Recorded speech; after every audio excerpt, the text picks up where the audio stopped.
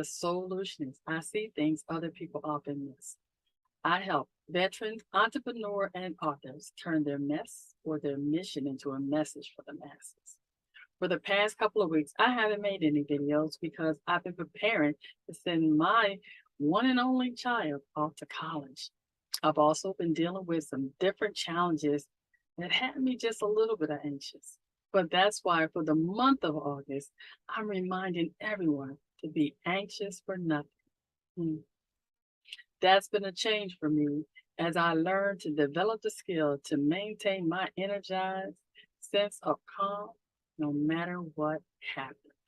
Mm. Recently I simply had to sit back and ask myself, what difference would it make if I did run around with like a chicken with my head cut off about personal situations or business situations that I absolutely had no control over? I came to the conclusion nothing would change. Each event would unfold as it was designed to do, and I would simply have to take each thing as it came. With that, I began to sit back and think about the times I've read stories in the Bible about other people that had situations that may have brought them anxiety, or just that they had to wait for it before the outcome came to pass.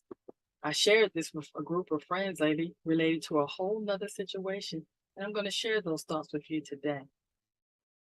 Some of those thoughts were the fact that King David had to wait 15 years before he became king.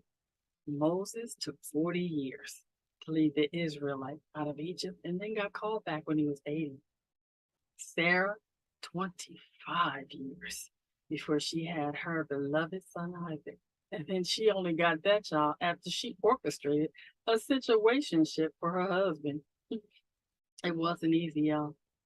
And then Rebecca took 20 years to have her beloved Jacob and Esau. Each time these characters had to wait for their desired outcome, they probably reached some anxiety point, but it didn't change the outcome. It simply was something they had to endure to the end. For the month of August, I'm asking those of you that watch this channel and those of you that follow me to begin to ask yourself, what things could you take the anxiety out of if you learned to be anxious for nothing? Simply made your request known to God and let the peace that surpasses all understanding bring you to an energized sense of calm. That would be a peaceful place, I would think. It's been a peaceful place for me. I was able to see that in full force this week alone when I went to look for a vehicle. You see, I had no idea that due to the pandemic, vehicles were not just sitting on the lot waiting to be driven off. So I went to the dealer, told them the car I wanted. They gave me this outrageous price and then told me I would have to wait for it. I was not excited to hear that. But I'm diligent. So I went to another dealer. I did get the car I want, and I got it at a better price, actually $5,000 less. I'm still going to have to wait for it, but there was no anxiety because I knew to be anxious for nothing, that I would get the car of my dreams if I was just willing to be patient.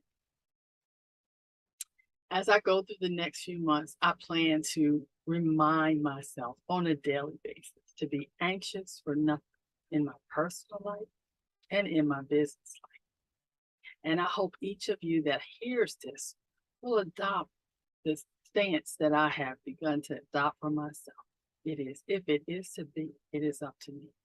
If I'm to be anxious for nothing and embrace an energized sense of calm, that means that I have to begin to believe that it's even possible.